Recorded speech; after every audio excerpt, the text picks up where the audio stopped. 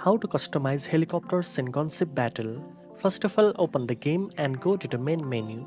From there, head to the workshop section. Here all your helicopters are displayed.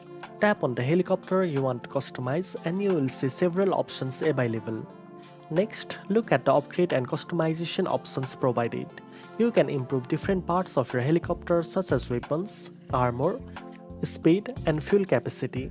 These upgrades not only make your helicopter stronger but also help you perform better in challenging missions.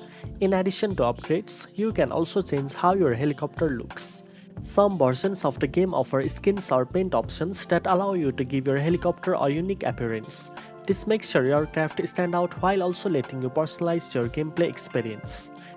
Take your time to explore each customization option and balance between offense, defense, and mobility.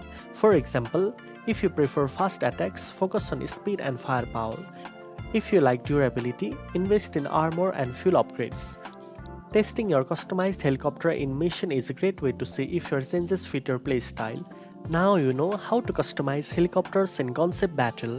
If you found this video helpful, don't forget to like, share and subscribe for more gaming tips. Thanks for watching and I'll see you in the next one.